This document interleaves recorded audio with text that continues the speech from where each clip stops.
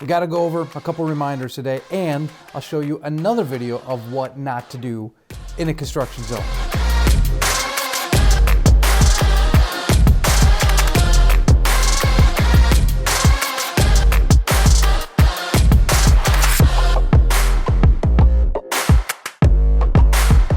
Hey there, welcome to Safety Update with Sam. I, of course, am Sam.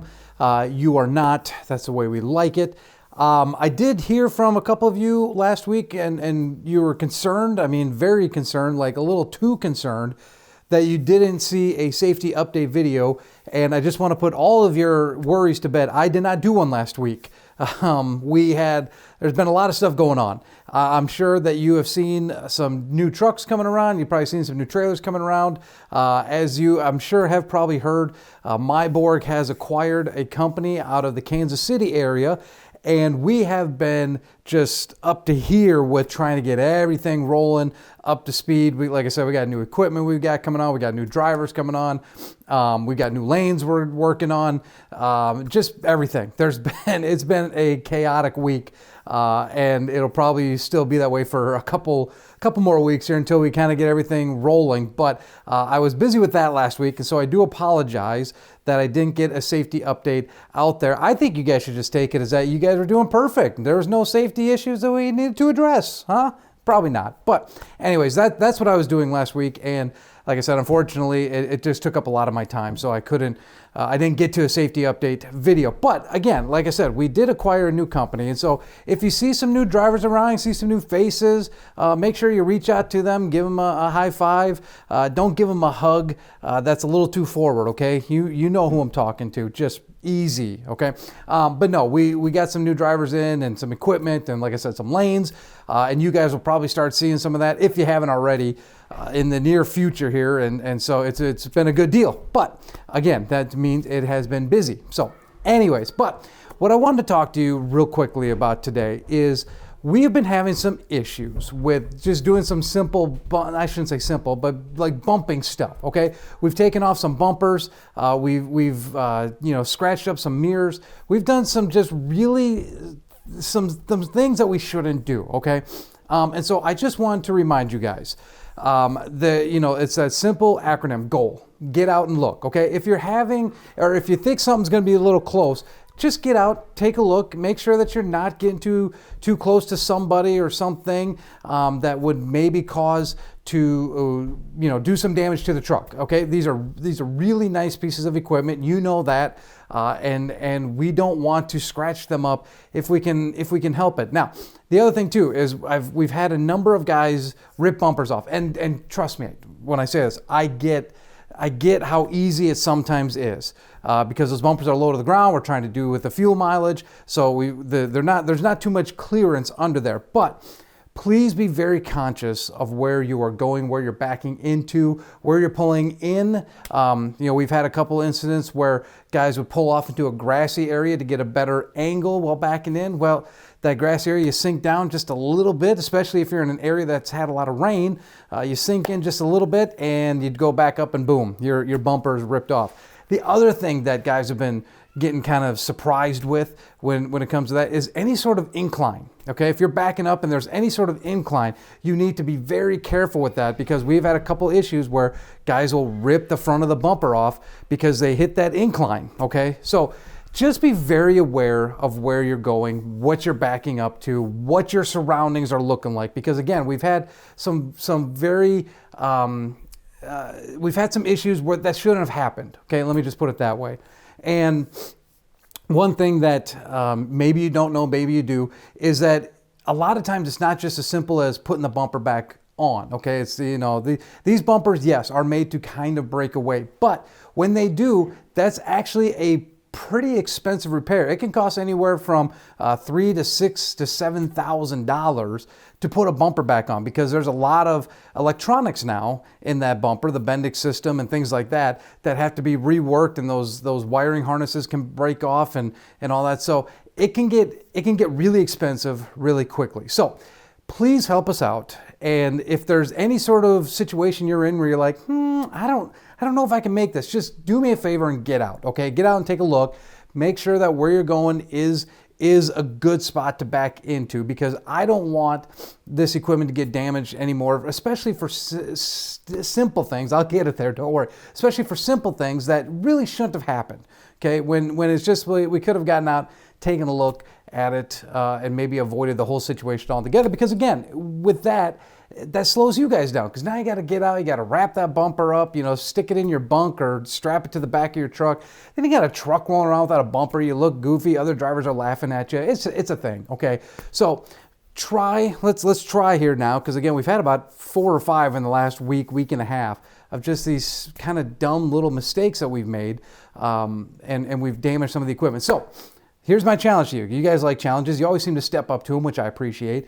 Let's not have any minor incidences, okay? If we can help it, I understand people will back into you, because, that's what I, but let's try to stop all these little incidences that we can help, okay? So if something's close, get out and look, okay? Goal, yay, rah, goal. Remember that? Get out and look.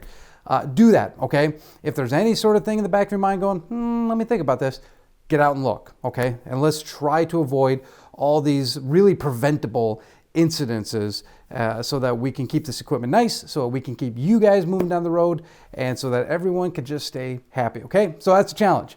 Let's not have any preventable incidences going forward here. Get out and look. Cool. All right, now let's take a look at some dash cam video, some more dash cam video. I know I showed you some a couple weeks ago of what not to do in a construction zone. We're going to look again at another thing not to do in a construction zone.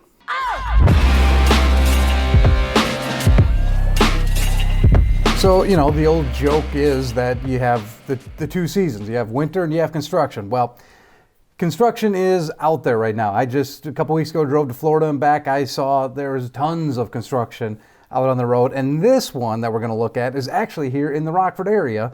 If you've been through, which I'm sure all of you have, you know that they are doing some major work to that Highway 20 and Interstate 39 interchange there. And from what I hear, it's getting close to being done, but it's not quite there yet. So everything's kind of a mess right now, to say the least.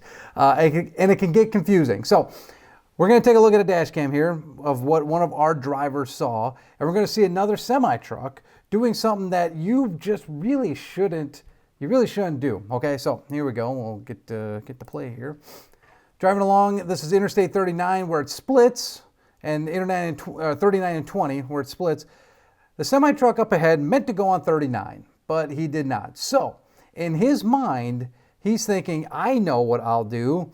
I'll just get onto 39 regardless of construction and just slow everybody down, because he didn't want to go and turn around somewhere. So he just decided the best thing to do would be to stop traffic so that he can cut across construction lanes and go onto 39.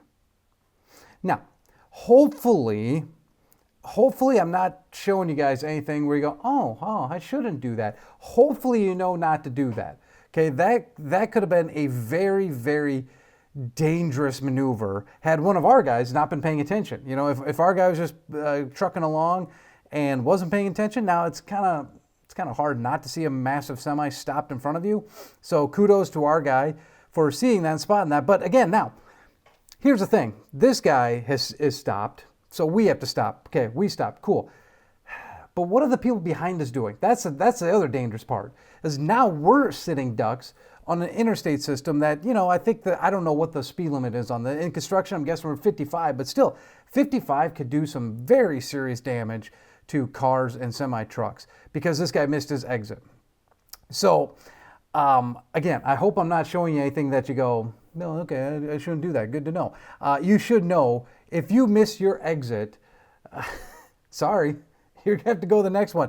What I don't want you to do is to stop in a lane and try to get over onto the exit. Because again, you don't know, it's coned off, so you don't know what that road is like in between there. There could be some issues with that road in between. Now you're going to drive your semi-truck over it. You're going to drive 80,000 pounds over a unknown under construction road. I mean, who's to say that tar is even set? I mean, it is, but I mean, who's to say there isn't some sort of issue with that road in there, and now you're going to get possibly stuck doing something like this? And again, you just put so many other people in a dangerous situation when you do stuff like this. So I understand sometimes it's tough. You miss an exit because either you weren't paying attention or it came up or you just couldn't get over. I understand the headaches that kind of brings along. But I definitely don't want to see something like this if you miss an exit, because this was incredibly wrong of what you should be doing. I don't know why this guy would think that this was a viable option, because it really wasn't. It was incredibly dangerous. He's now sitting duck. You guys know these things don't accelerate that fast. He's now got to accelerate into traffic going 55. We're sitting ducks on an interstate system, which, do I have to tell you guys the distracted driving that happens out there? Someone's on their cell phone. They're not expecting a semi-truck to be sitting on an interstate system. Boom, they run to the back of you. Now everyone's having a bad day. So if you miss an exit, which our driver didn't in this case, but I'm just saying, I shouldn't have to say it, but I will. If you miss an exit, go to the next one, okay?